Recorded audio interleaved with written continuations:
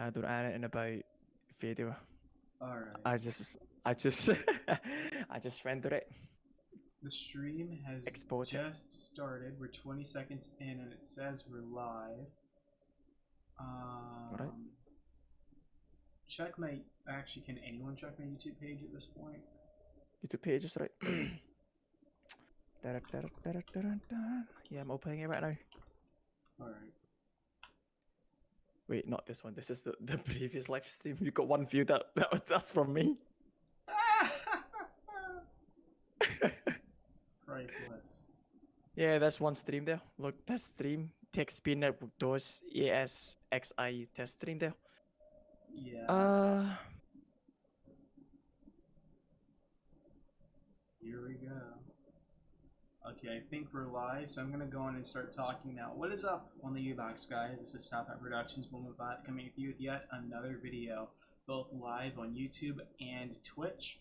We have a few guests here. We have one who's in voice call right now. Demas, say hi. Hello. And we also have another one. I'll go on and show them right now. They aren't in the call right now, but they may join later on. They'll be primarily here in chat for the most part, from what I know. So if she decides to show up as well, then yeah, we'll be waiting for them. We also have a few other people that can drop in, but so far we've only got these two people scheduled for tonight's stream, and we're going to try to keep it within maybe an hour to an hour and a half at most. We have a decent number of topics to begin on, and here is the list. And at the end of the stream, as usual, we'll throw them into the description. So let us begin. Now, the first thing that I'd actually like to talk about, and it's something that's been harped on a lot recently, but I think it's something that's worth just revisiting, but more so for meta-analysis. I don't know if I used the right word there, but analysis on already existing analysis. That's what I'm trying to say. So I'm guessing that might be considered meta-analysis. I'm not sure. But here's the first video. I'm not going to actually play the videos, though. What I'm going to do is I'm going to give you guys the link, and I'll give you the title, because if you've been paying attention in the Discord server, or if you've been paying attention to stuff that I talked about in recent status updates over the last few months, you probably already saw these videos. But if not, I'll even be reposting the links on Linus Tech Tips. Well, not on their channel. I mean, I'll be reposting it on my status updates because I have an account with their for. But I think these videos are very much worth watching. On the second video, and this, I'm kind of just giving you like a preview.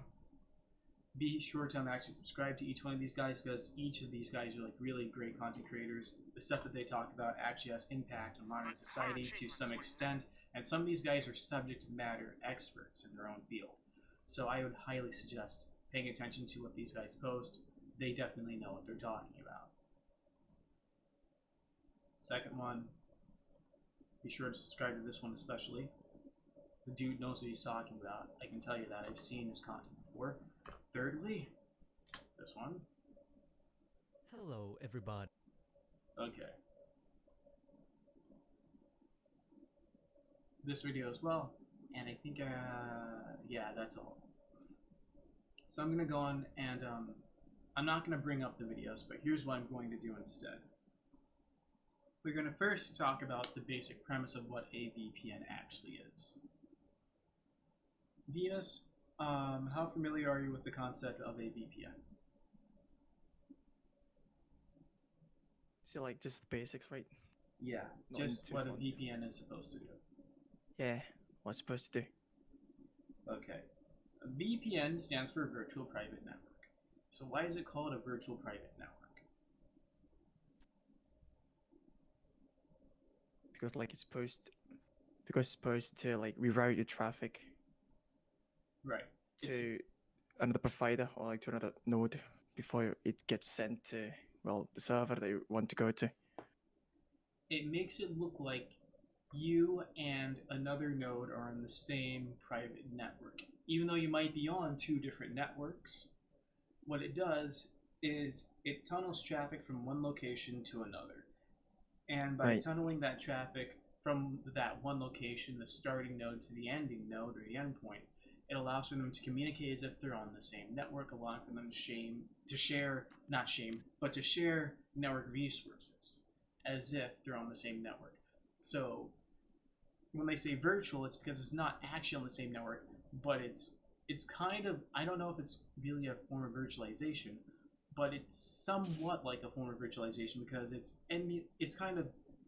not emulating. It allows for you to pretend that you, as in the client, and whoever the server is, the endpoint, are on the same network. So it's all about ferrying that data over to the endpoint and back, and allowing for you to actually do communication as if you're on the same LAN when you really aren't. So it's kind of like network virtualization. It's a limited form of it. And what's so great about it is it allows for things like telework, and it allows for people to actually be able to bypass geographical restrictions and stuff like that. But notice how I never mentioned anything about anonymity or privacy or anything like that. Those things aren't guaranteed.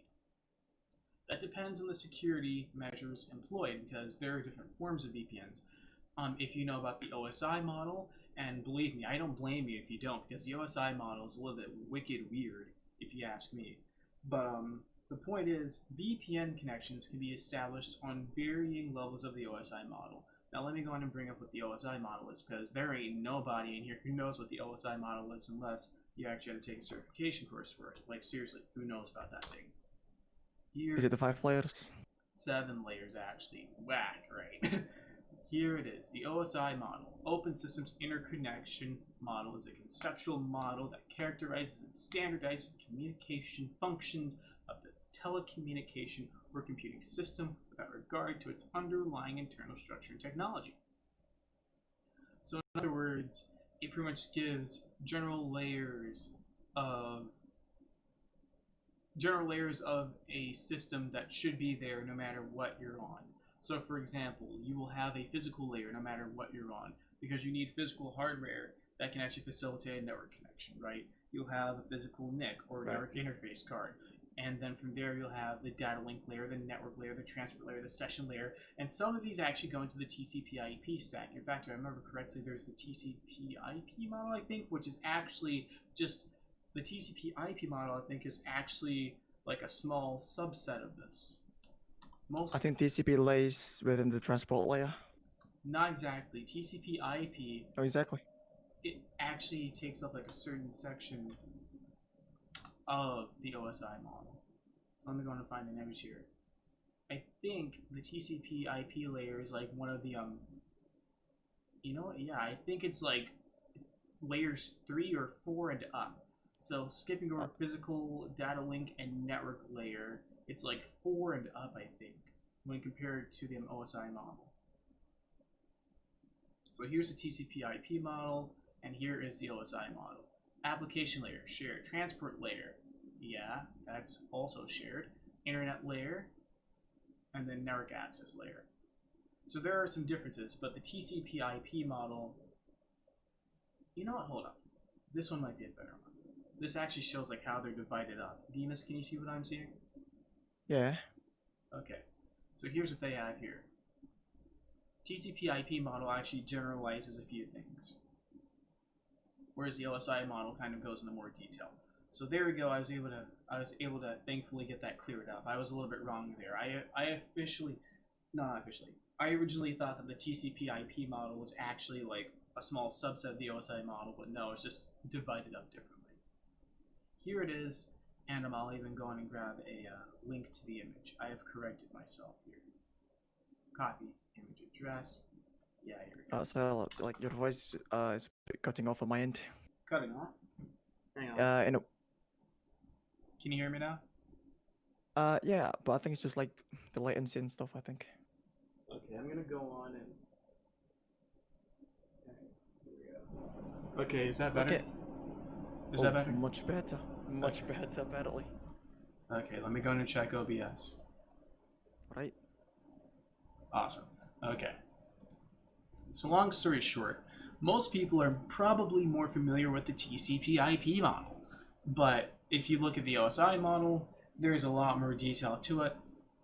And if we look at VPNs, guess what? VPNs can be established on multiple different layers of the OSI model. For example, there are I think there are layer 2 and layer 3 VPN. Let me go and pull this up. VPN OSI layer. There are multiple ways that a VPN can actually be implemented. VPNs are which layer? No, there are multiple layers depending on how it is implemented. Off the top of my head, okay, so here's one from networking engineering. Off the top of my head, most common would be IPsec, SSL, blah, blah, and for which layers they're working at, it really comes down to what you mean by working and how they're implemented. L2T, yeah, L2TPv3, PPT, blah, blah, all established and operate over top of IP connections. PPT uses that, blah. I'll go in and put a link to the answer, but long story short is depending on the implementation and what VPN technology you're using, it's going to vary. So I'm just going to get that copied. Copy link. This will all be in the description. Son of a gun, that was a Pinterest link. We know what that means. It's going to be a complete mess to copy over. But yeah. VPNs do not guarantee anonymity. They simply guarantee, to an extent, that you'll be able to communicate with someone as if you're on the same network as them. The security aspect comes from not only the implementation of it, but also the standard that you're using. So if you're using something like IPsec or something like that, which includes maybe secure sockets and encryption, that's when you actually start to get into the security and privacy pieces. But depending on how that tunnel is implemented, there is no security or privacy really promised or even implied in this case. Remember OpenVPN, I think it was like PPTP, point-to-point? I don't think that's encrypted, is it? I don't remember that having like... Yeah, let me check. Because what I usually use is just IPsec, not PPTP. I don't remember it. It either doesn't really have much encryption or it just doesn't really come with encryption at all, and that has to be handled like after the fact by something else. TCP control channel, general routing encapsulation, UDP, blah, doesn't, yeah, it does not describe encryption or authentication. Yeah, so it's just reverse the connection. The only thing that a VPN does is give you a tunnel, but it is by all means up to the end users, the consumers, and the people implementing the VPN connection, the tunnel, to actually implement proper encryption, authentication, and other security measures and privacy measures to make sure you're not being snooped on. VPNs, by concept, do not promise the things that are being shown in most advertisements. And I think a lot of people are being misled. And those 3 videos go over that topic very, very, very vigorously. And right. I think it needs to be put out there because a lot of people probably don't know better. Even I was fooled until recently just because of the fact that I had been so used to using only VPN technologies that include encryption and other security measures and things like that. And as a normal person, I wouldn't ever dare even think of using a VPN that didn't include that. Like the first thing I was looking for when I went for a VPN technology, like when I first set up the VPN server, was how good is the encryption and the security on it, because I just wouldn't ever dare think of using a VPN technology that didn't include encryption, because I just thought that would be wrong not to. And to an extent, that's right. I mean, nowadays, you shouldn't really dare to use a VPN without encryption unless you just like being spied on. But most people don't seem to recognize that VPN doesn't guarantee security.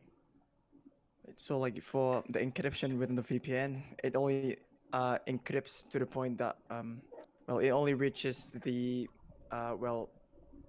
VPN provider, and then after that it's going to be decrypted. Right. So that's the second point. Not only does the tunnel have to be good, but you also have to be able to trust the person providing the VPN service to begin with, which is another point that they pointed out in all those videos. They can claim all they want that they aren't holding logs, but how are you going to know? I mean, they can bring in some external auditors, but that doesn't guarantee that they'll not change up what they're doing after the auditors leave, or that they weren't hiding something from the auditors somehow.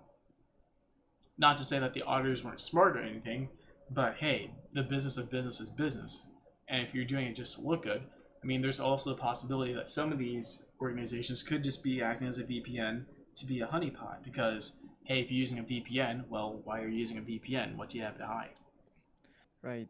And besides, like, even though business can do whatever they want, right, it still needs to comply with the government's law. So if the government wants to see the data the VPN provider is hiding, then they have the choice but to show the government data. In fact, that actually brings me back to another thing that I brought up in one of our last. Yeah, let me see. Where is it? Where is it?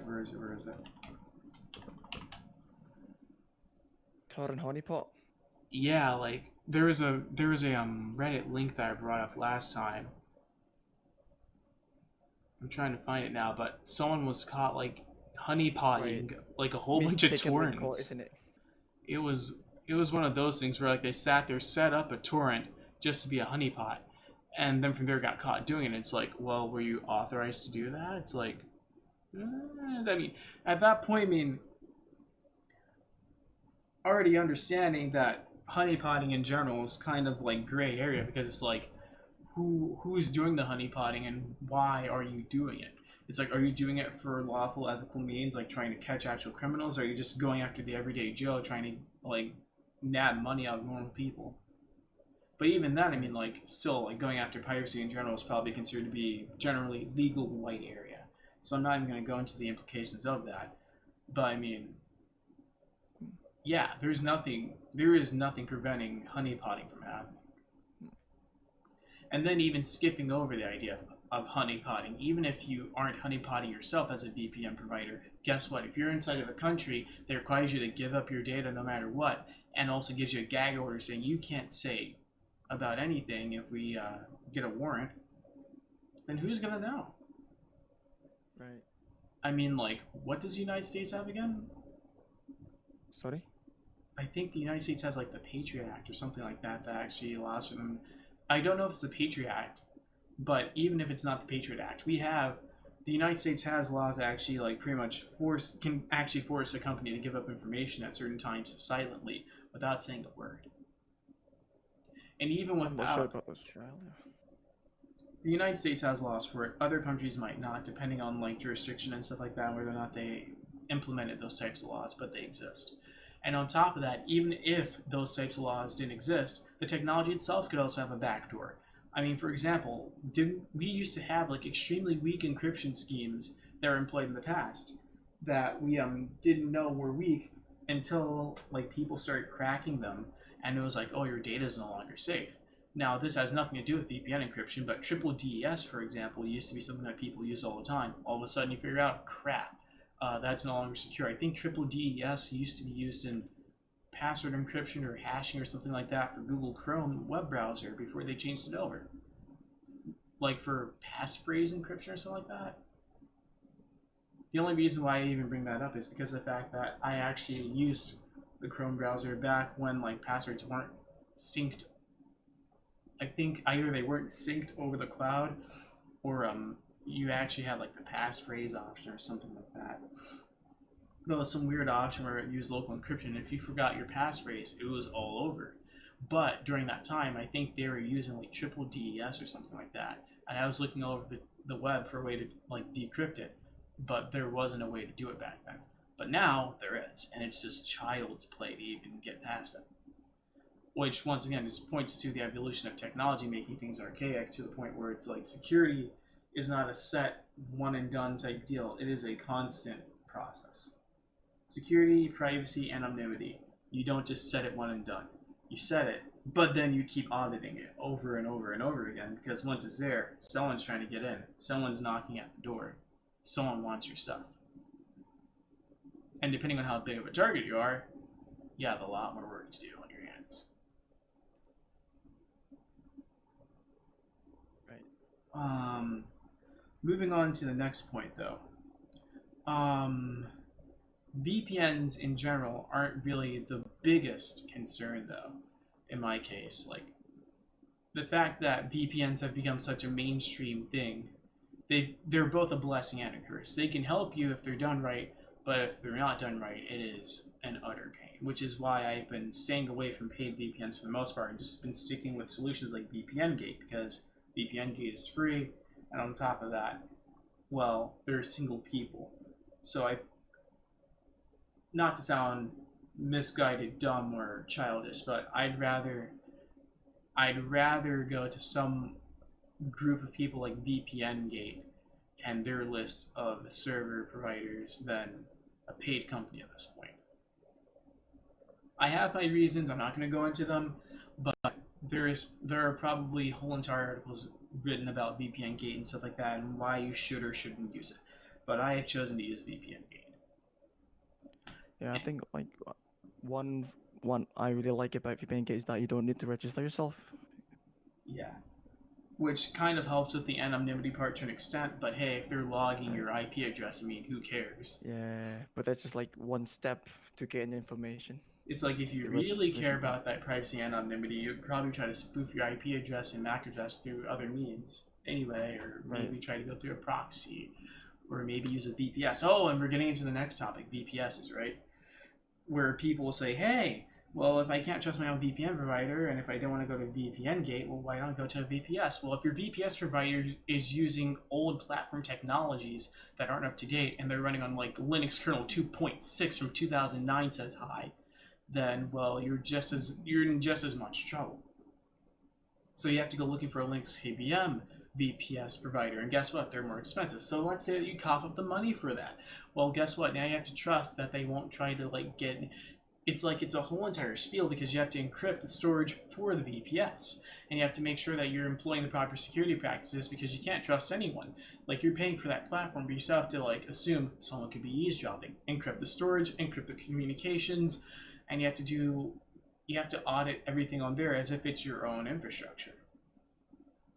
Right. So when it comes to like using other people's services, it boils down to trust. It always does, like varying levels of trust, because then like you also have to hope that they aren't lying to you when they say Linux KVM and it's all the way up to date, or worse yet, like, and I'm not saying that VPS providers are bad, but it's always a matter of trust to a certain extent. Once you go outside of your own resources, it is a matter of trust, and it is also a matter of consistent auditing and being able to tell whether or not it is up to spec. So if you have to go outside of your own physical means, you have to be able to also actually enforce security and privacy policy. You have to be able to actually do everything that you would do locally. Otherwise, you're hamstringing yourself. And even if you manage to get a trustworthy VPS provider, let's just say that they won't get hacked one day due to an exploit. Not to say that you can't also get hacked, but the problem is VPS providers are potentially a bigger target because guess what? They serve tons of people. You aren't as big of a target because you're only serving one person or maybe a family household. But if you're a VPS provider, a cloud provider, cloud service provider, and all those people, infrastructure as a service, guess what?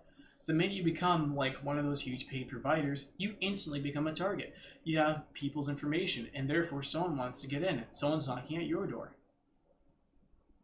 So it's all inherent risk. Once you get too big, someone's looking at you, and you got a target on your back. And once you have that target on your back, it's pretty much a game of cat and mouse.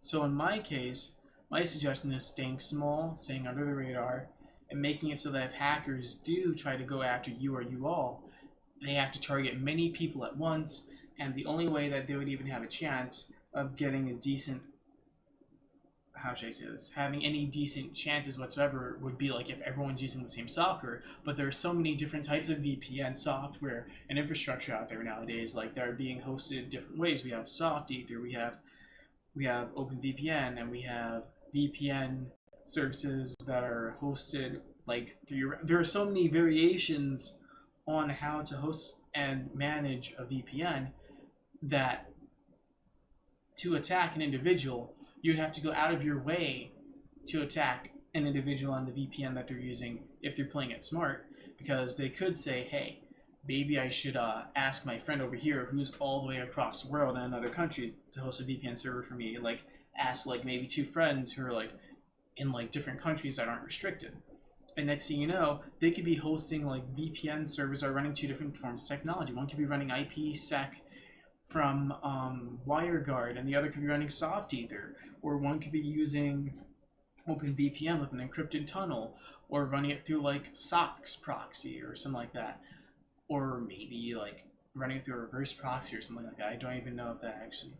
But the point is, if you diversify enough, it becomes extremely difficult to target you. Because targeting different people would require targeting different platforms.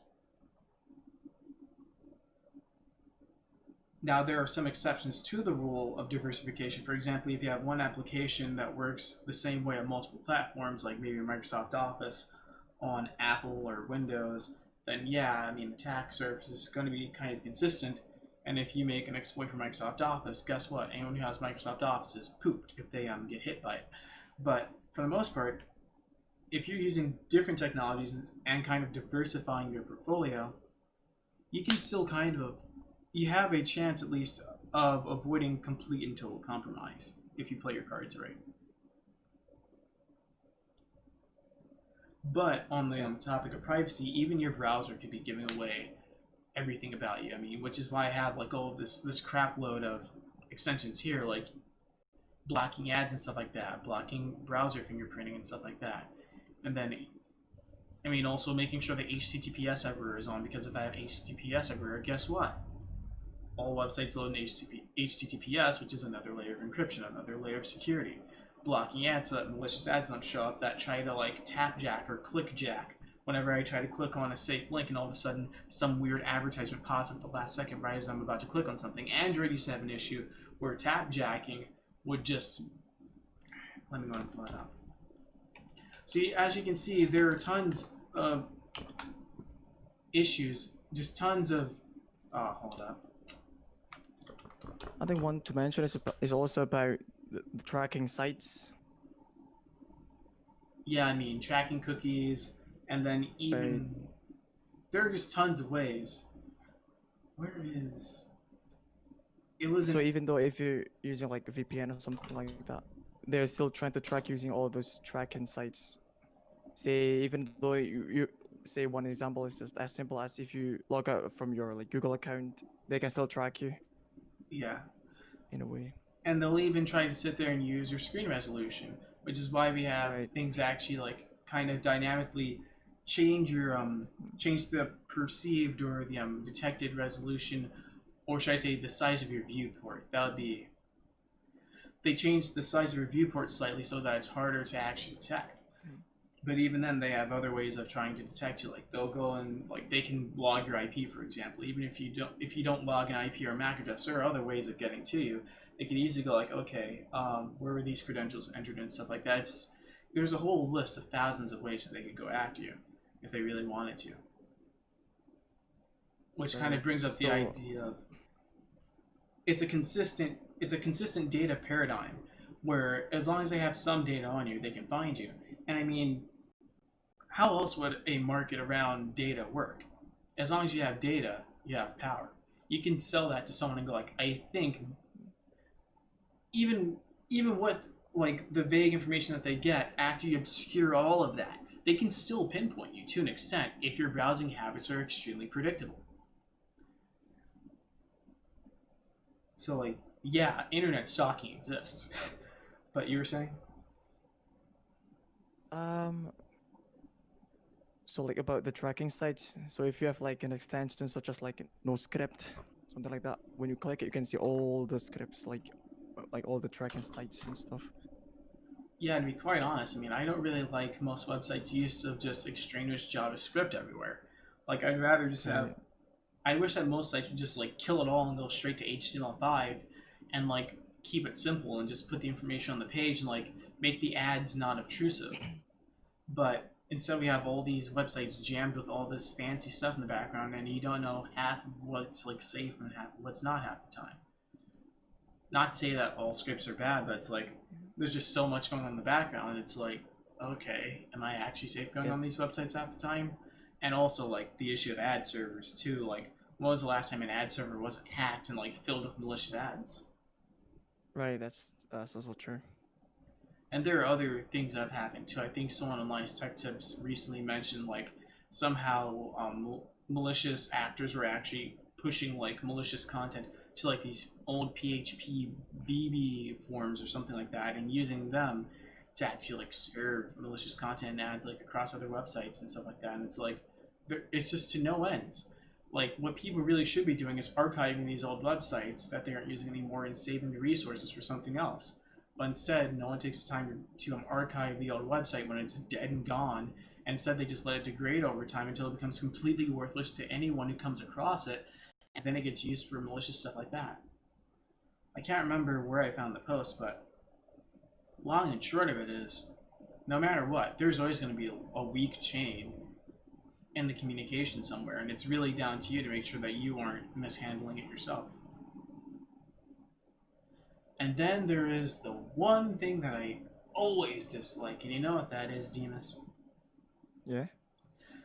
When so-and-so's service gets hacked and they don't say, okay, I'm not going to say the word, sugar honey iced tea until months or years later, and you're like, yo, my password got like friggin' used by someone like 5 times. That's the first half of it. And the second half is when a website just refuses to actually implement 2FA or multi-factor authentication, like Discus. Yeah, I'm calling them out. I had to close my account like a year ago because of them. Right. Yeah, the two things I don't like most. When they sit there and just refuse to actually implement proper security measures to begin with, and then when they sit there, get hacked, and don't say anything for just months or years on that. And also sometimes like some websites use expired certificates. Sometimes. That too. And also, At least that's worse. What? expired certificates I can kind of look past because that's like, well, I mean, I shouldn't really look past it, but as someone who has owned a website before and had to renew certificates, HTTPS, and do all the managing stuff behind the scenes, I can kind of see why that would happen if you're a one-man show. But getting hacked and then not saying anything, Right. that's like active. One is like, oh, I Because, fell like- behind because I'm like being possibly overburdened and handling this all like a one-man show, like what I was doing when I had my original websites, where I was just constantly pushing out content and updates to the point where I just got burnt out frequently and just didn't say anything. But the other is just like not even letting it slide, just actively hiding it. It's like, oh, you're saying? Usually like the website I usually go to is like haveibeenowned.com. Have you heard of it? Yeah, I use them. I use that as well, yeah. Because like they might not cover this in the news, so they just let it slide, something like that. Yeah, and that's one of the fears I have when it comes to using third-party service providers. They're always, especially like, and I'm not saying paid ones are bad or anything, but it's like no matter how much money I pay someone, they're always capable of being hacked if the right person comes along. Right. So paying for it doesn't really ensure anything. Like, Like, except for maybe the quality of last thing- service. But Like the last thing you can do is just to have like, well, like multi-factor authentication, because like you can do anything that you want, but if you have that is if you they don't have- implement it. If you're someone like Discus, Yeah. you just don't care. yeah, because if you only rely on your password, Yeah, And, someone's like, getting it. the database gets hacked, something like that, and they can get access to your account. They literally can access your account without having to confirm with like say your phone number or something. Someone dumps database, and it's like usually hashed or encrypted, right? Right. Once you dump like the hashed or encrypted database, you don't have to worry about like password. Is it attempt timeouts or something like that? Like how many times you can actually go at it before it locks you out temporarily? Some sites are like that, but I've seen some that don't implement that security measure. Yeah, and that's another thing. Like, don't let people just infinitely guess passwords. Don't let people brute forcing your login pages, please. Right. I know that can be irritating, getting locked out from your own account, but sometimes you have to sacrifice a bit of your your comfort with like for better security. I'd rather someone lock me out of my own account because someone else tried to get in and successfully keep them out than have them just be able to brute force it just over and over and over again. Right. And on top of that, I mean, Google at least does an okay job with this to an extent from what I've seen so far. I haven't heard any successful hacking attempts against them. But they'll sit there and not only use multi-factor, but they'll also lock you out if you put in your password wrong one too many times. And then on top of that, they'll also actually log the IP and then let you know what the IP address was and the location of the IP address so that you can actually check to see if it was you or if it was someone else. Most services aren't doing a good enough job. And I mean, I use some of these services myself. Services like DeviantArt and stuff like that, where it's like, hey, I mean, it's a nice site and all, but are you actually doing security best practices? Are you making sure that I can actually tell who's trying to get in and who's not? I mean, I've had my DeviantArt page tampered with before, I think, too, but I'm not as angry with them as I am with other sites because they at least implemented some basic measures. But it's 2020, guys. Time to modernize. And speaking of Google, right? Not only that, they'll expose the IP of random people if they're trying to access their account. Yeah. If you go to like a place far away from your usual location, it'll try to confirm if that's you from your phone. Because even better, I mean, what's phone? Yeah, it's like what? It's integrated with Google.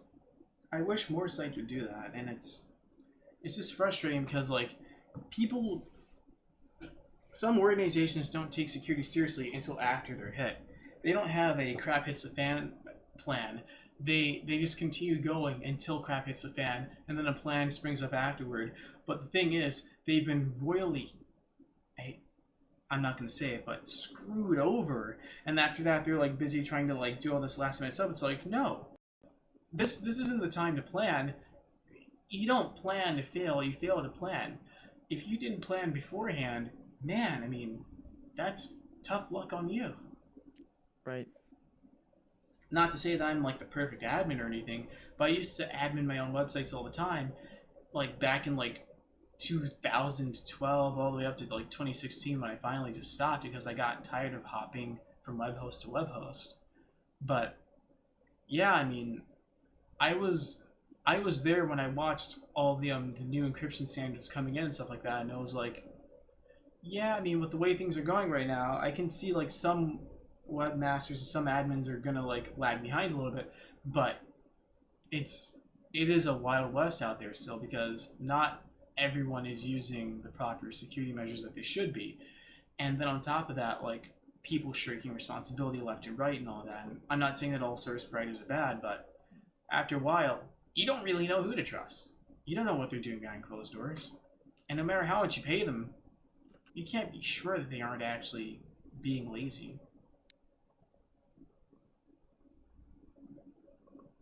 I mean, you would hope that paying would give you a better product, but that's not guaranteed because in the end, you're dealing with human beings.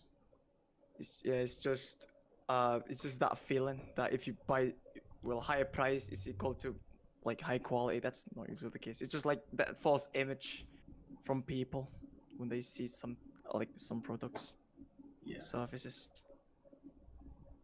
Moving on to the next topic though, because this one's going to be an even bigger hit. Oh, speaking of, actually no, let's go on and transition properly over that. But yeah, most of this, all of these ways, that you can be screwed over. I mean, and all of it just to get your data anyway, which kind of hits home on the point of pretty much on the internet, your data defines and represents you, right? Right. And half the time you don't even own that data anyway because any services that you're using, like they'll have like written somewhere in fine print that possibly anything you post there isn't yours, it's like owned by them. Like I think DeviantArt actually has something like that where, or at least I thought they used to have something like that where it's like anything you posted there, unless you actually like put it out in fine writing or something like that, it technically kind of belongs to them. Like some sites where you actually post content, you have to be really careful because they kind of like automatically own what you post. That's an interesting point that you put there. Ooh. So on the one side, we have hackers and people using exploits who want your data through illegitimate means. On the other side, we have companies or organizations who want your data through legitimate means. It is all literally a power play to get your information and data anyway. But a lot of that is a lot of this is going to start hitting home to the concept of ownership, specifically data ownership. But it's also going to hit home to the concept of ownership in general, because with a physical item, you can assign ownership, right? But how do you assign that to a non-physical item? Sorry, could you repeat that? You can assign ownership to a physical item quite easily, can't you? Yeah. But how do you do that for an electronic or a non-physical item? Lion. You have licensing, you have Trademark. copyright, patent, and all that. Right. But the rules behind some of them are solid. The rules behind others are vague. Sorry to like your voice is a bit cutting off again. Oh, my bad. Is this better? Maybe just yeah, better. Okay. I thought it was latency. Okay. No, I thought it was, but apparently not. Okay. Now on to the next topic that I think we should bring up. Little Reddit post right here, but it's going to link to a news article. And as usual, we'll have this linked in the description. How much time do we have? We've been blabbing on for 41 minutes. I'm sorry. I'm going to go in and get this over with really quickly. I'm going to go in and do the second half after you. Publishers are taking the internet to court.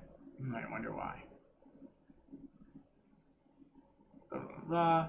So, long story short, they are trying to change the concept of ownership with the introduction of licensing on books and stuff like that, which has already hit software. But now they're trying to bring that same model that was used on software and electronic products to books now. Which, I mean, for a business makes sense, for a publisher makes sense, but for a library that's going to make things difficult. In my opinion, what they should do is have the library license one electronic copy that can be freely distributed, or should I say freely temporarily distributed on a locked timeshare. So in other words, for example, I as a library have bought a number of licenses from a publisher, a media publisher of sorts, right? I have these licenses, I paid for them in one way or another, either via a single payment perpetual license or via a subscription, depending on how the original distributor or the publisher has deemed it to be paid for. So for example, let's say that maybe Paramount or DreamWorks allows for me to have access to a specific movie that I've paid for, right?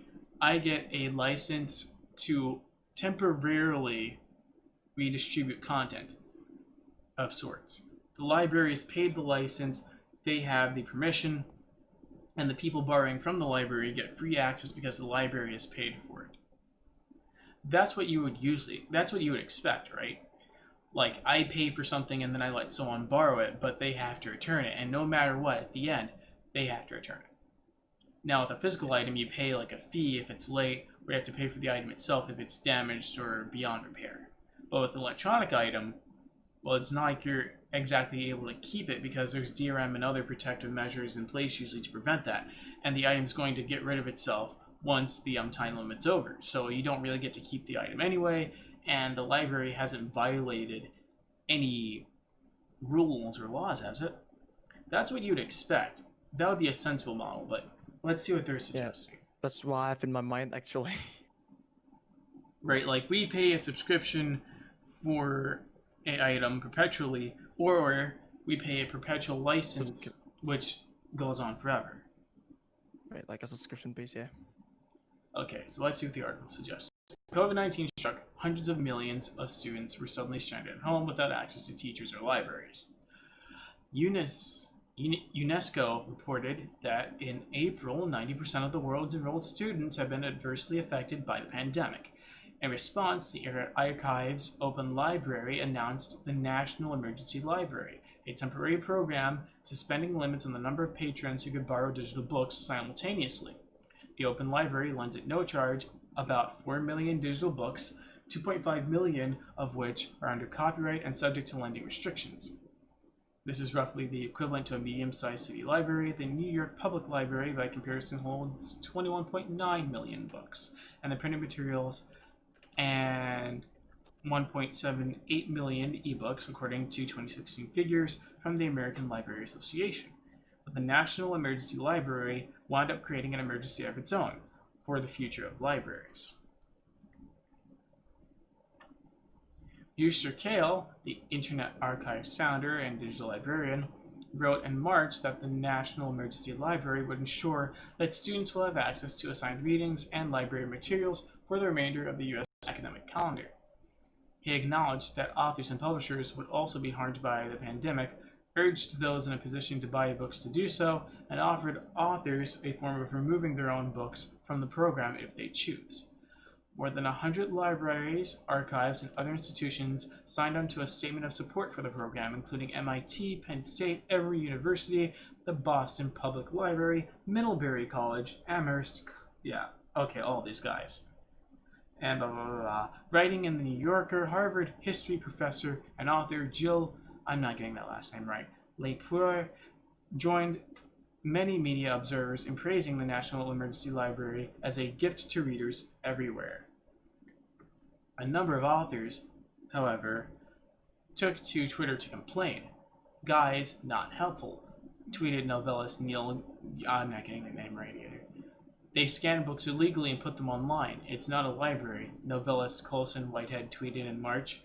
I wrote last week to ask Whitehead what laws he thought were being broken or whether he had since altered his views on the matter, and he declined to comment.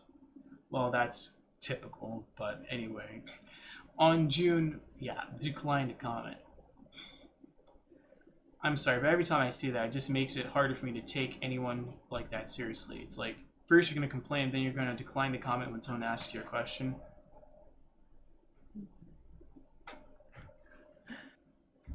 Yeah, but the decline to comment stuff kind of reminds me of how politicians handle things. Let me go in and give my own opinion on that right there, because the first thing that strikes a nerve. If you're actually serious about something, when someone asks you a question about it and why you're so serious about it, if you're serious about it, don't decline to comment. Actually give an answer, at least try to give an answer. If you're just going to sit there and play the silent treatment, that doesn't really help. Politicians pull that same move, and we don't really like those people either. Don't be like them. Not to be mean. But anyway, getting to the next point.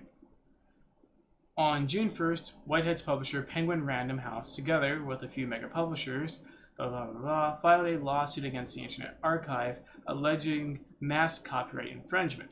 The Internet Archive closed the National Emergency Library on June 16th, citing the lawsuit and calling for the publishers to stand down, but the plaintiffs are continuing to press their claims and now seeking to close the whole open library permanently.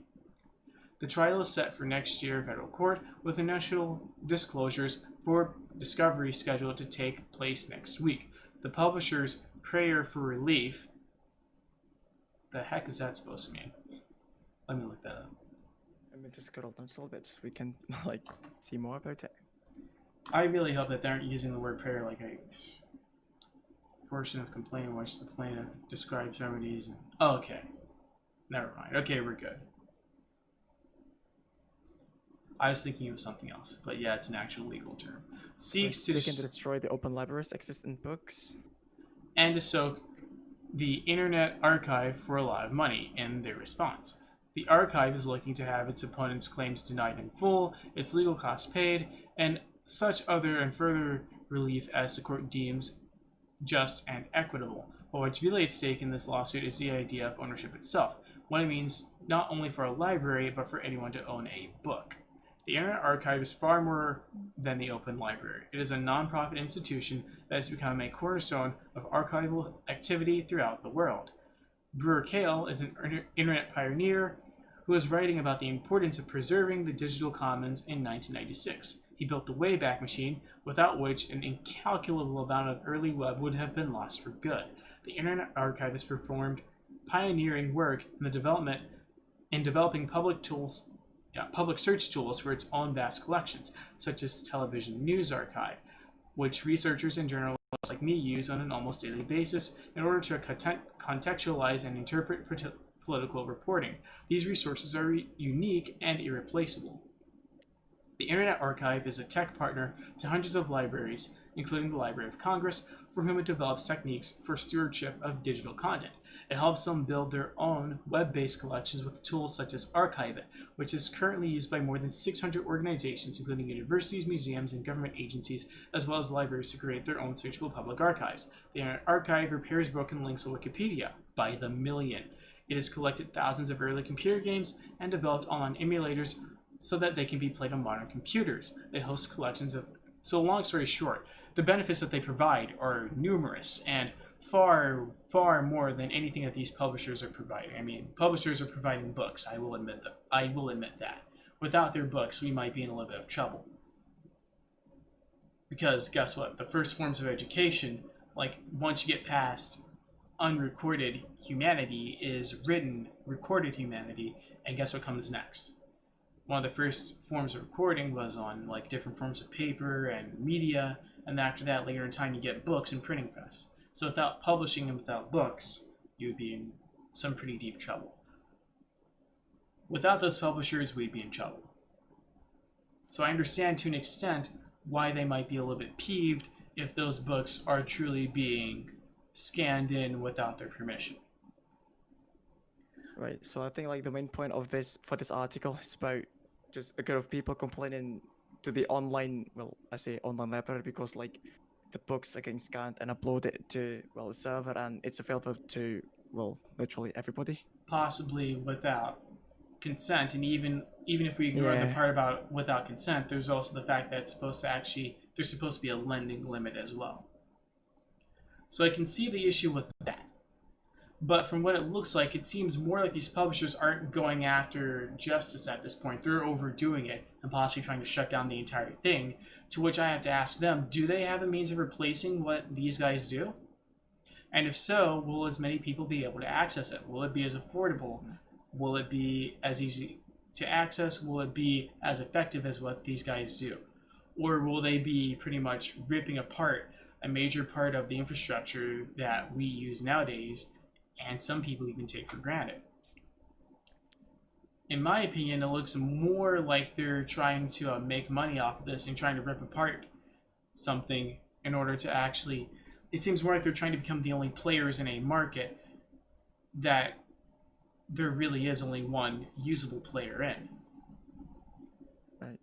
I have to ask the publishers themselves, like, well, I mean, I don't have to, because they don't have an answer to this. I already know they are incapable of replacing the Internet Archive, and they care more about money than what the Internet Archive does by any means.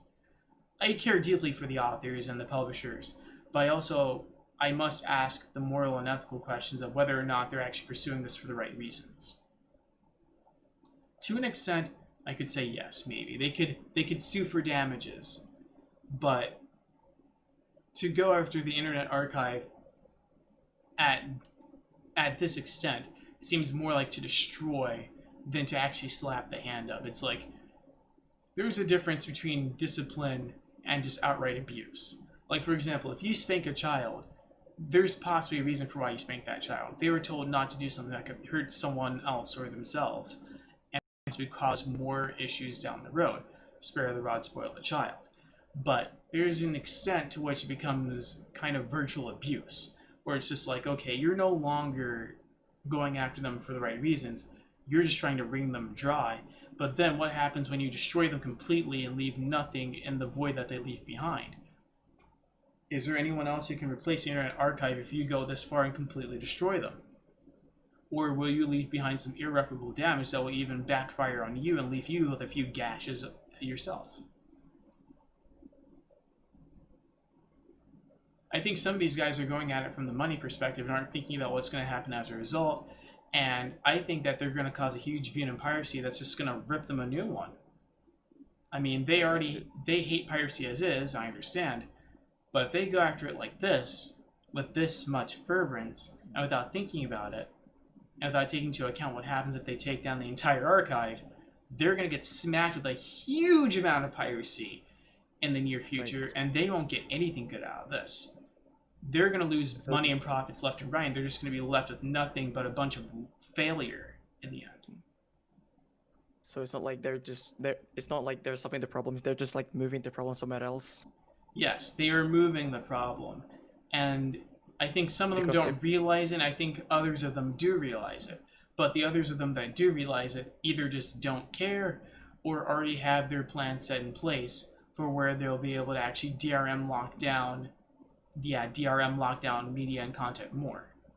Similar to what you have in the game industry now, where like you almost just can't do anything at the time. I mean, there's a reason why people like Humble Bundle and GOG games exist. GOG, if I remember correctly, is like the king of DRM free gaming, aren't they?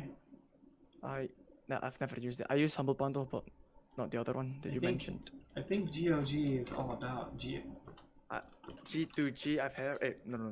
Oh, no. Sorry, it's not. Oh, G2A. Sorry, G2A. Yeah, GOG. But I'm not. What's GOG? I've never heard of it. GOG Galaxy, GOG.com. I use them in addition to Steam, but you should use it too if you're managing if you're managing a massive game library that is from across multiple game stores. You should be using GOG. Otherwise, you're just putting yourself through a lot of pain. Another link to add to the description. And guys, I'm gonna have to make this a two-part stream. What I'll do is I'll probably let Demas actually take over from here because I actually have to go eat dinner. But I'll come back after I'm done eating for like the second part of the live stream. So Demas, I'm gonna go on and let you take over along with, of course, our friend here, Messiah. Messiah's not here yet. Well, if she's not here yet, then what I want you to do is go on and take over the stream for me and go on and just start talking about cars. Go on and take over to your heart's content because we'll probably have to do the second half of my. You're saying? I've got an issue with my Discord. What is it? I cannot stream my screen. I cannot share my screen on Discord. I don't know why. Oh well, in that case, hang on. You can't share your screen? I don't know. It's just black screen. In that case, you'll. Oh, here's what you can do. For each story that you mention, go on, repost the link in the chat, like here, and then from there, people will just they'll have to follow along by clicking on the link. And what I'll do is I'll take the links that you post here one by one and just add them to the description. Yeah, at the end of the video. There you go. I just posted the links. In that order. Okay. So yeah, I'll get to the second half of my topic probably in another stream tomorrow or maybe next week. But there is a humongous overarching theme here on the concept of ownership in a data-driven age, and there could be an entire term paper written about this. Right. But it's extremely complicated. So I'm going to go on and hop off this because it's tremendous. It involves Microsoft and all the streaming platforms too. But it's huge. So I'm going to go on and give control over to you. And then Demas, whenever the stream is over, go on and message me. And what I'll do is I'll come up and end the OBS stream. So just ping me until I answer. And then from there, I'll go on and come upstairs and end the stream. But you have control from here, and then from there, if Messiah is ready after you, have her take over as well. But she'll have to actually take over with voice. Either that, or she'll have to like type into the chat rapidly. Alright. So I'm gonna go on and leave the Discord up, but I'm not gonna actually say anything else. I'm gonna disappear, let you take over, and then once you're done, let Messiah take over, ping her, and if she's not there, ping me rapidly until it is time. Fair. Okay. So you got control from here. Guys, I'm giving it over to Demas. I shall return at the end. Demas, you have the floor. I'm going to go and turn up your volume while you're at it. Alright. So alright lads, so we're going to start talking about the Tesla manufacturing company. Tesla sucks! Just kidding. So from the last few years, Tesla has some mixed reviews. So if you find most failures online, you cannot trust all failures online yet, because you can always find like fan posts and stuff here. The reason why I say it's mixed because if you go on YouTube, say the simplest video, say a review, you can find that. Well, if you open the first link, the reason why the Tesla can be a good car is because you don't have to bring the car to the dealership to, well, say, fix a car, because most issues related with Tesla is related to the computer. When I say by this, so if you if you own a Tesla, if you do own one, sometimes your car might require like say an update, a software update. This update fixes many things, and it is surprising. You might not believe it. First of all, it'll fix the firmware issues or like the software glitches. But the thing that I'm surprised at is it can also improve the car's performance apparently. So if you go to the first link, car and driver, the title is called "Our 2019 Tesla Model 3 has changed law in just 6 months." Here, this one's got 100,000. This one has got 10,000 miles, and within that 10,000 miles range, it's already got 12 software updates, and it's new features got added as well.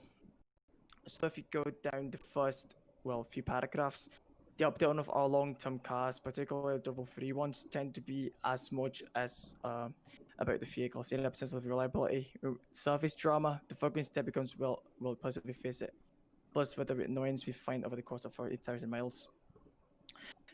So the one that I want to talk about is the reliability and service drama. So Tesla is a really high tech car. So not only it'll have something like a drivetrain issue, so if you own a car, you might have like an engine problem or a gearbox problem. Tesla's got its own problem. So although it's got less failure points, because you only have like the battery and the motor. The motor is essentially what drives the car, but what powers it? The battery. It's only got those two components, those two main components. Not talking about the cooling, the brakes and stuff. Talking about the drivetrain of the car. Unlike unlike conventional cars where you've got like the engines and the gearbox. Those two can be like a really big failure point, especially like the engines and the gearbox. Those two are really sophisticated. You've got the gears, you've got the pistons, you've got the belts, the shafts and stuff. Whereas in Tesla, in theory, it should be much more reliable because you've only got the battery and the motor. These two, the battery and the motors, they are controlled by an ECU. So ECU for conventional car stands for engine control unit, but for electric vehicles, it's called electric control unit. So you don't have an engine, right? Of course, it's an electric car. But that ECU essentially controls the flow of power to the motor, right? So, sorry. So it directs the motors, like how much power to give from the battery to the motors. So just by the software update itself, it can actually changes the amount of power delivered from the battery to the motors. I'm going to talk about the reliability later. Let's just talk about the 10,000 miles update from this article. So, Tesla, I say, it's not really, it's a car, but it's more like, say, if you compare it with like Xbox's PlayStation is like a console that really games, but with like some media features. Xbox, like the other way around, is like a media platform that can game. That's how I describe it.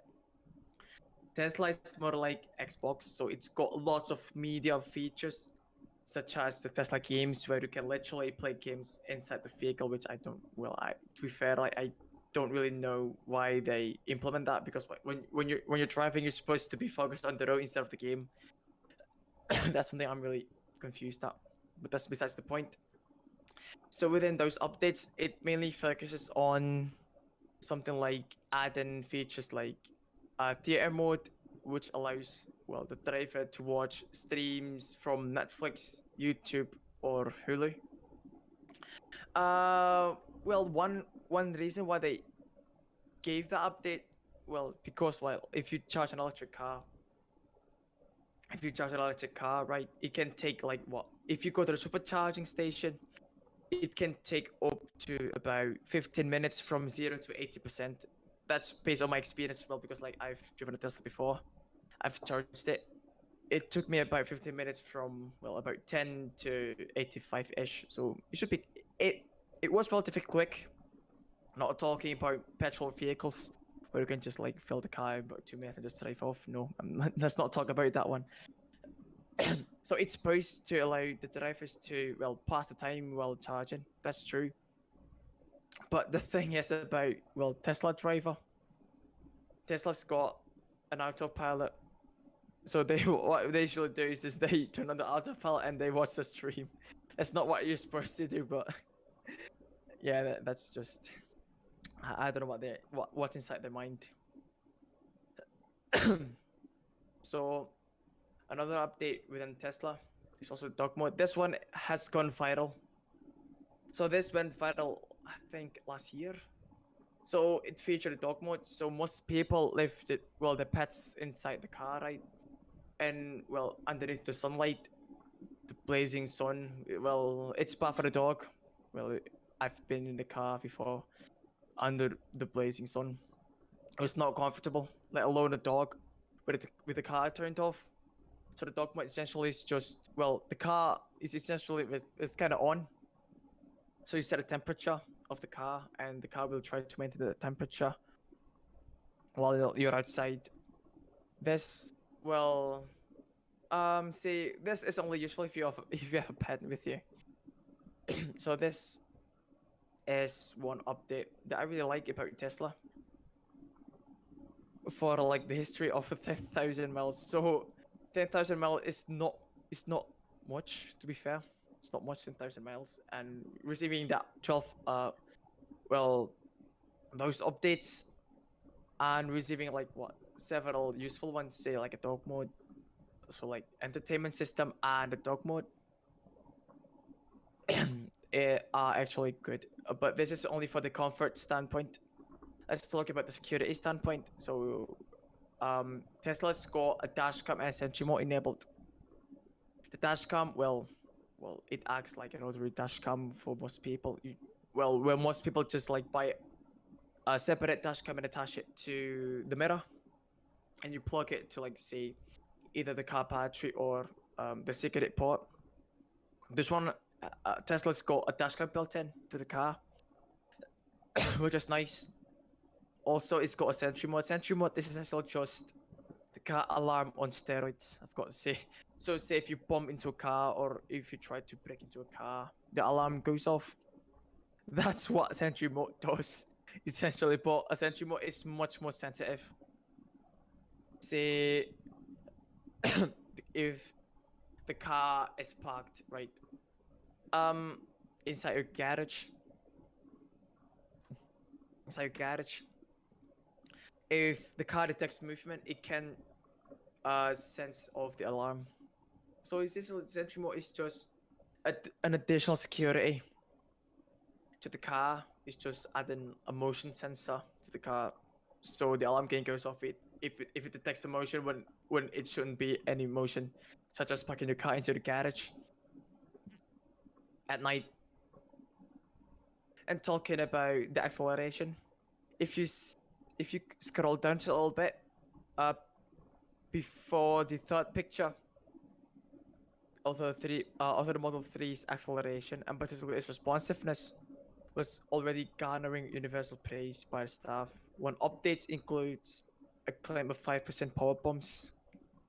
So the Model 3 is supposed to have well, the time from 0 to 60 miles per hour in about 4.1 seconds. That's blazing fast. That's almost as fast as a Lamborghini. So this software update may include like more efficient codes and like um a change in the ECU to allow the battery to send more power to the motors.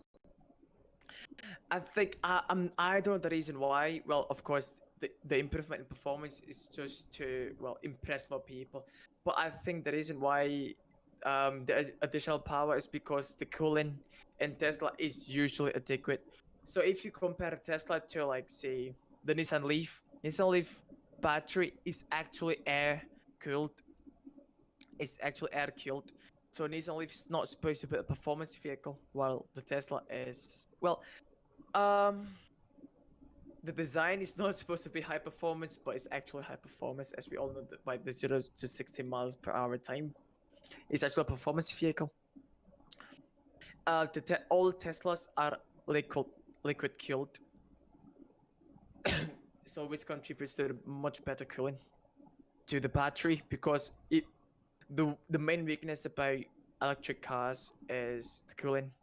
The more you press the throttle, the more you depress the throttle, the battery gets really hot quite easily. So if the Tesla had the air cooling um method, the battery will get overheat very quickly. It's because like Tesla's battery, especially the Model S, it can send like hundreds of volts to the motors. If I'm not mistaken, I think it's about 400 volts. If I'm not mistaken, well, let me just check up my previous post. I think it's 400 volts, which is plenty. If you touch the battery, it'll kill you instantly.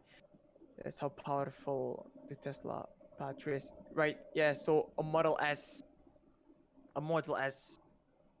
battery can send up to 400 volts and 1500 amps to the motors. That's a lot of power. Now moving to the next point. The reliability standpoint, well, besides the software update fixes most of the issues from the car, but that's from the software standpoint, not the actual car. So the car's got something like an automatic wiper, so if it senses rains, the wiper will turn on automatically. Well, to be fair, right, most cars have this, but Tesla's got um well, it's got more issues. I don't know why, but I think Tesla's just trying to focus on the features instead of reliability. Because as we all know, Tesla's trying to focus more about features and stuff to try to impress the young generation and stuff. But they also need to focus about the reliability. Most manufacturers actually focus on the reliability standpoint, but I know there are some say uh dirty manufacturers who wants to focus on features will not maintain reliability, or even like not really focus on the reliability. Well, Tesla, well, I can't really say it's one of them. It's more about the quality the quality control, I've got to say. So they've got high standards, but I think most of the issues just goes past through the quality checking. So I think Tesla needs to improve on that. This I will explain this to the next article. So about the wipers, it might not sense the rain, or it might say complaints about the automatic wipers have continued despite the update meant to improve them. Given the performance with experience with caution, Tesla's choice to rely on the front cameras to control the operation rather than rain sensors like other automakers employs. Right, so the software update was supposed to fix that, but apparently it's not really helpful. So Tesla's wipers apparently rely on the camera instead of a sensor. It's got, well, if you want to say which one is better, it's hard to say actually because both have well, have their own issues, particularly about, well, the false detection. So say if you spray some water to the windscreen, both will detect the water. But I think, as far as I know, right, as far as I know, for for the sensor, it will also detect, well, the water. How do I say this? How to describe it? Um, the rate of water falling to the windscreen. I just can't find the right word for it. The sensor will detect that. So if you own a modern vehicle, if you set like the knob to automatic, sometimes if it rains lightly, the wiper will automatically set to the slowest setting. If it rains heavily, it'll set to the fastest setting. But Tesla works differently. It relies on the camera in front. So sometimes um the water in the windscreen gives like a false input to the sensor, which moves the wiper. So moving further, the wipers often lie dormant as the windshield becomes nearly opaque with spray surrounding traffic. When you wake them up by tapping the start for the single wipe, they unnecessarily run at full speed for several minutes. Many also commented the difficulty about the locating the wipers and the center screen. Right, so this is what I don't really like about Teslas. So everything is controlled from the center display. Uh, it brings simplicity to the car, but to be fair, having everything in the center display will clutter the display. So, the last time I drove the Model S to control the AC is from the center display. You want to open the glove box, it's also from the center display. You want to open the front bonnet, right? The bonnet, it also relies on the center display. So and then the car, everything, the performance setting, the alarm and stuff, it's based on the center display. So if the center display is messed up, if it gets screwed, your car is done. Essentially, just like a piece of metal. Everything's controlled from the center display. So that's contributes to the reliability issue from Teslas. Uh, Moving on to the next point. About Tesla. I see this article, right, is mainly talking about the additional features from the updates given from Tesla to him. I see. Yeah, like this article's particularly talking about the updates, not primarily talking about the, well, what breaks and what not. So far, this guy is experiencing something good. So this guy has positive experience about Tesla. Well, some minuses here and there, such as like the wiper stuff that I just mentioned. The wiper stuff that I just mentioned. These only those are the main issues um from the article. And if you want to go to the next article, if you go to driving.co.uk, Sunday Times Driving, Tesla worst for reliable in American driver survey. This is only for the American market. I'm not going to talk about the other market because Tesla apparently has some mixed reviews between countries. Say in Norway's got plenty of Teslas. Norway, Teslas in Norway are, well, rated positively compared to America apparently, because the good thing about electric cars, they can, they'll definitely start despite the temperature. Say if you own like a diesel vehicle or a petrol vehicle, if you live in a very cold area, um, you might struggle to start the car. Right, electric cars will always start, even though the battery drains much faster. The key point here is just that it will start. So I'm going to talk about the American market here. So, well, the American market's got different tastes compared to, well, other continents such as Europe, Oceania, or like Asia. So America favor much to Dodge, Kia, Chevy, Ram, and Genesis. Those two are apparently more reliable than Tesla. So Tesla apparently places last, not say last. So if you see the graph down below, you can see Tesla's got like about 250 problems per 100 vehicles. So what this means that if you happens to own one Tesla, usually you will face at least two issues in the car. It can be minor, it can be major. When I say minor, it can be like something as simple as bad paint job, or like bad paint job, or cracked mirror. When I had my Tesla, I still remember like some of the paint got chipped straight from the factory. So I only had like about I think it was about 100 miles or like 200 miles, and I realized that the paint job was not really good. But those are just minor issue, and I'm talking about major issues. So I'm talking about the autopilot or something like autopilot, sudden acceleration. So that contributes to the, well, the rank here, the reliability rank. Most of these manufacturers, the main issue lies on the infotainment system. Say Mercedes-Benz.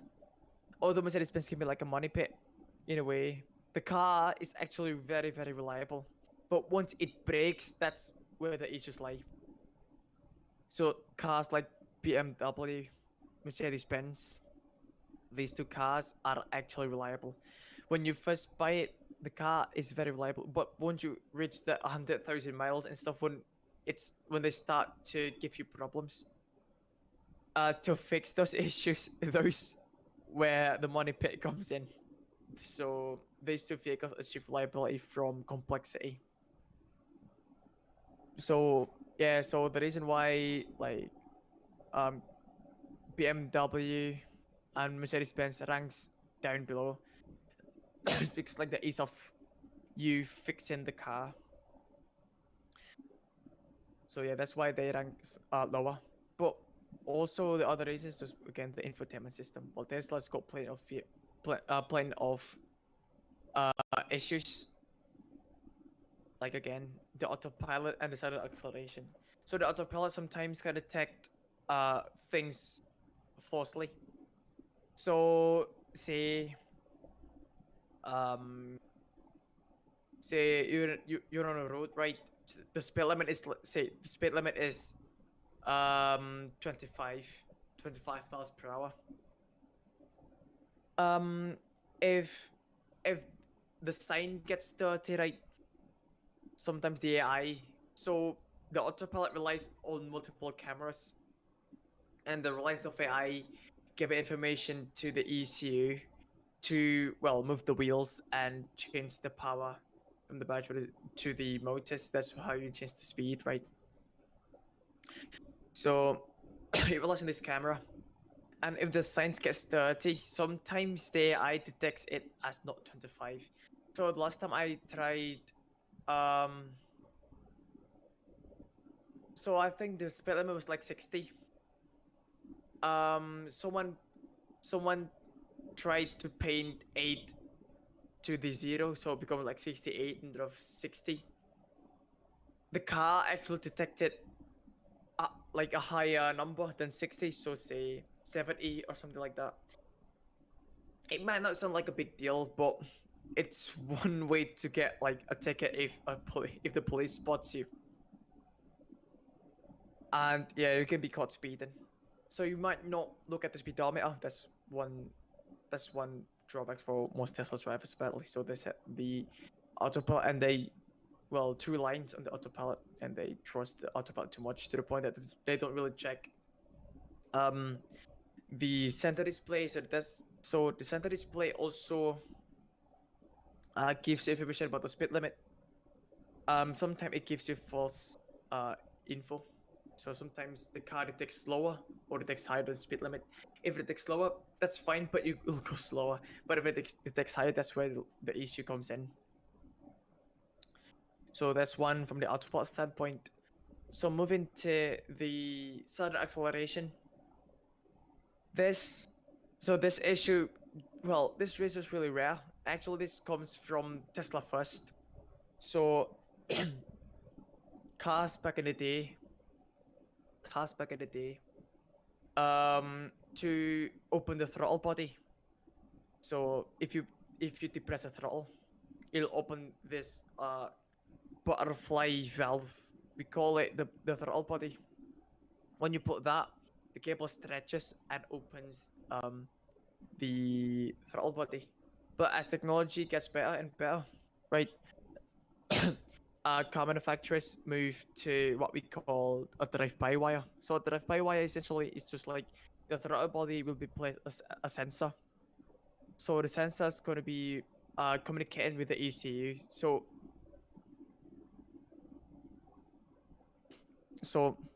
the ECU will receive info from the throttle, and from that, it will open it or close the throttle body. So what a drive-by wire is supposed to improve from like the conventional wired throttle body is first reliability, because if you use the wired one, as time goes by, the wire will become too stretched to the point that it cannot it cannot maintain I say the stressness, so it becomes too loose. So if you depress the throttle, it doesn't really open the throttle body all the way through. So it's supposed to fix that, and also more precision.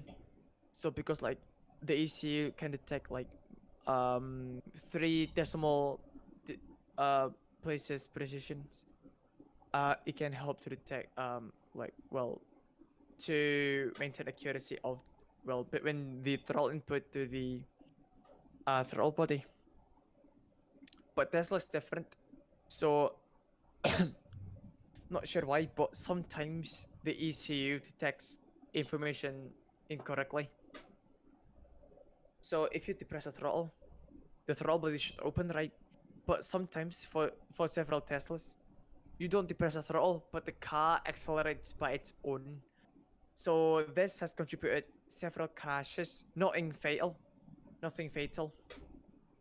but still, crashing a car when you're literally when you're originally doing nothing, that's something to be watched. To be watched. So Tesla needs to work on that as well. So not only the infotainment system, they need to work on um, the safety um things as well. So moving on to the next one. So I'm gonna describe the last two. I'm gonna talk briefly about the two articles that I found. So it's about Tesla Model 3 losing the CR recommendation over reliability issues. So CR is Consumer Reports. So basically, Tesla's getting tested by individuals without, without, well, see, without their, um, so usually when companies want to gather information about the quality, sometimes they just gather like some people, but sometimes these results can be manipulated. This one is an individual test, so hopefully this is more reliable.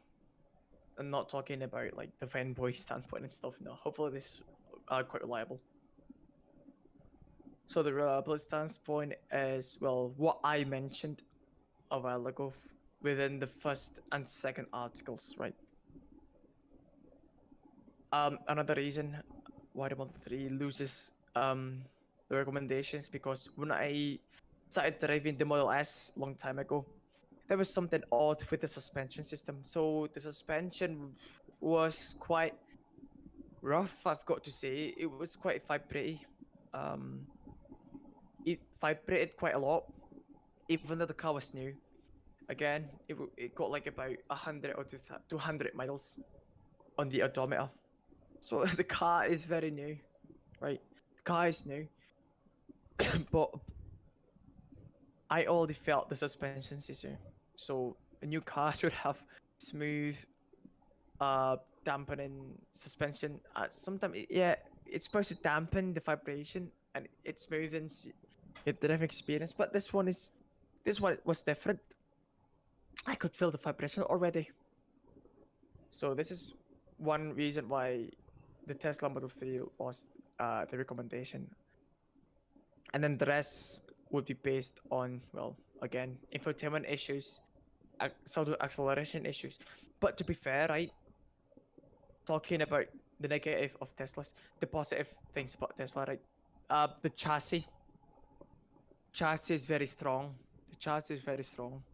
So if you get into a crash, hoping the battery well doesn't get impacted as well. So it only hits the chassis. The chassis is very strong. It doesn't really bend. So it does bend, yeah, but it doesn't well, it doesn't smash the car completely. So well, that's the reason why the Tesla's got like 5 stars in the safety rating. It's primarily about the chassis. But talking about, well, the battery itself, the battery is high performance, right? It's quite reliable. But if there is something off with the battery, usually it's fatal. So there's been a report about Tesla cooling cooling issue. So so apparently there the in some Teslas, right, the the cooling system leaks, leaks coolant. The main issue about this, if the coolant leaks, it leaks to overheating. It leaks to, oh, sorry about that. It leads to overheating. Well, if you have an engine, right? If you have an engine that's overheating, usually the engine either will seize off because it's overheating. It either seizes, or even worse, it'll blow up. But when it blows up, it's different from Tesla. So the piston, the pistons are pointing upwards or sideways. So it depends if you've got like an inline six, or like a V6, or like a boxer six, or we say flat six. It can, the piston can blow upwards, sideways, or like what, a 9 degrees angle. It doesn't blow towards you. So yeah, the engine blows up, but there's still a sense of, well, safety, I've got to say. But if a battery overheats, it doesn't blow up usually. It doesn't blow up. It just catches on fire, right? If it catches on fire, the battery sits underneath the car. When that happens, the fire, well, the fire is literally underneath you, and it spreads quickly. So the thing about petrol vehicle, right? For petrol, it won't catch on fire unless there's like a spark or something really hot contacts with the petrol. It spreads quickly, but again, it needs something to spark it, to light it on fire. But for battery, if it lights on fire, it'll spread like a madman. It'll just spread. So that's one safety hazard of Tesla. And not talking about electrical short, because usually for like an engine vehicle, if there's like electrical issue, um, it shorts and it pops the breaker, the fuse. Sorry, it breaks the fuse, and something can go wrong. But it's nothing special because like, especially all the cars, right? Electrical stuff is just like small part of the vehicle. But for vehicle like Tesla, electrical vehicle, everything is electronically controlled. So if there's an electrical short, it's gonna be a big thing. Uh, so there was a report long time ago talking about Tesla getting charged at a supercharger. The car literally caught on fire for no reason. So there was like a short going on there. The report was a short. But knowing if your car literally can light on fire while charging, or leaving it be, that's something to reconsider when you want to buy an electric car, especially Tesla, because Nissan Leaf's got quite a good review. Because the Nissan Leaf is not supposed to be a performance vehicle, it's just for your daily commute vehicle. So the Nissan Leaf is designed to be low powered. Talking to the last article, this is, well, the topic that I mentioned a while ago, which is about the sudden acceleration. So this is a very dangerous say flaw, a dangerous flaw. So last article is from Cars Guide. The title of the article is Tesla slams brakes on inquiry into 500,000 electric cars accidentally accelerating. This is something to keep in mind if you want to buy a Tesla apparently. So Tesla is planning, well, of course they're planning to fix this. So they're going to plan to fix this issue by a software update. So apparently this goes back to the software issue again. If you scroll down, so from the Tesla standpoint, sorry, so from the Tesla standpoint, it shouldn't be a big deal, and some even say that the petition is false. Um, well, if you have like 500,000 vehicles just suddenly accelerated and cause a like potential crash, it's not completely false. To be fair, you need to consider this literally. Um, the thing about Tesla, right? The reason why they can like deny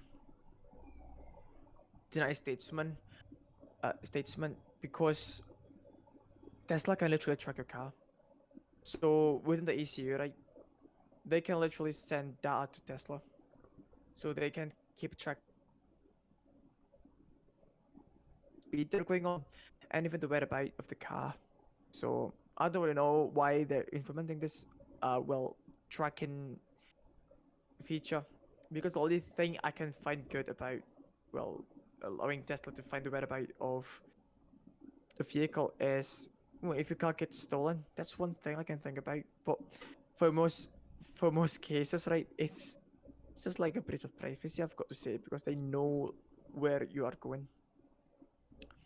This is what to keep in mind. So what Tesla said is that based on the data they got, it was not from the user throttle input, it was from, well, the actual, well, throttle from the car, from the ECU, not from the driver standpoint. I mean, if you want to rely on the ECU itself, that's fine. But if the report is from the throttle input, the throttle input is just a sensor. But if the ECU can receive false input from the throttle, when you gather the data, right, can you rely on that data? Look, if the ECU can falsely receive data and you want to gather information from the ECU, I would say it's not really reliable. You need to have like multiple sensors attached to the car. So say for a petrol vehicle, the ECU has its own sensors, right? But you can add additional sensors to keep in to to allow you to detect that the ECU data is actually accurate. You can do that in Tesla actually. So you can literally connect your Android phone and connect straight to the ECU.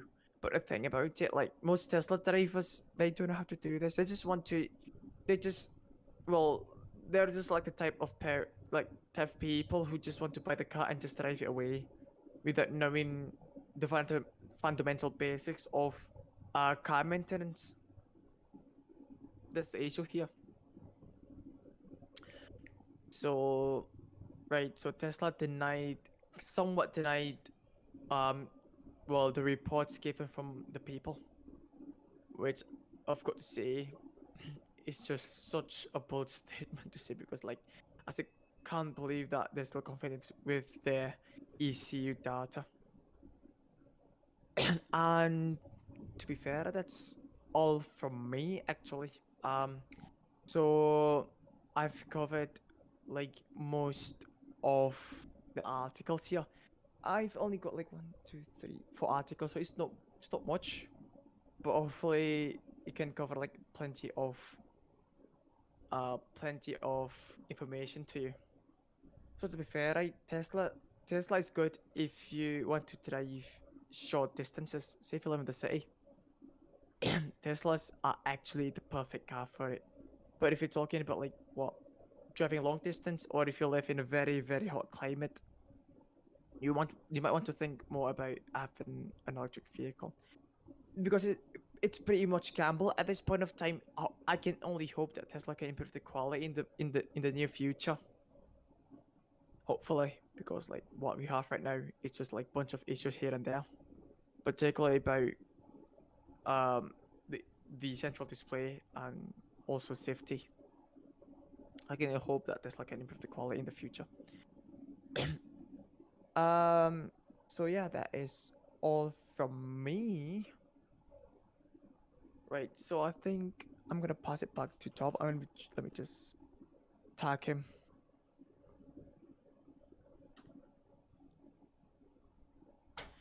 Let me just tag him. Yeah. Um. Wait. Let me just.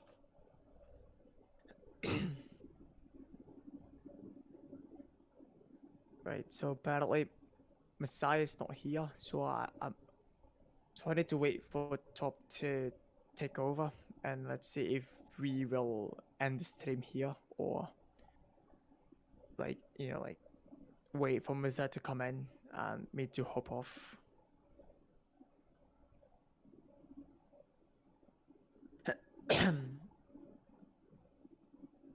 Oh, you know what? While waiting for Top to take over, I want to talk a bit more about Tesla. So,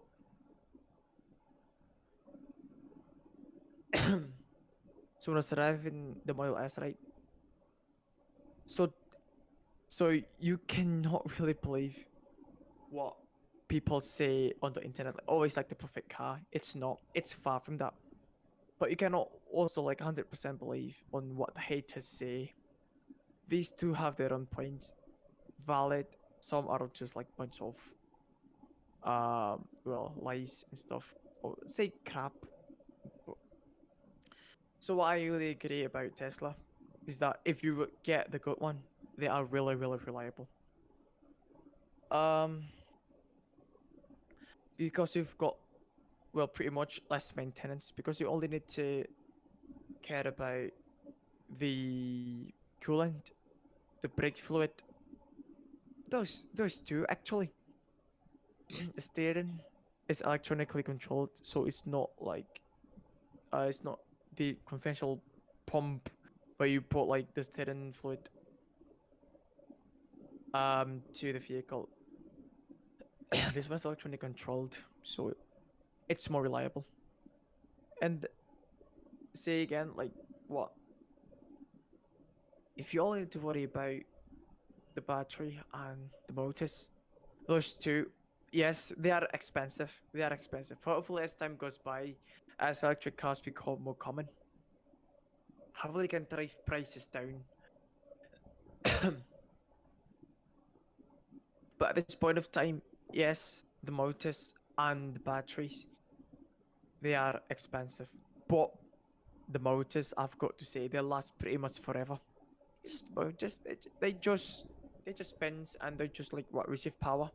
They're just electromagnetically controlled. So the concept behind the electric vehicle is just the electromagnetic stuff, the electromagnetic concept to the motor using AC, usually AC motor.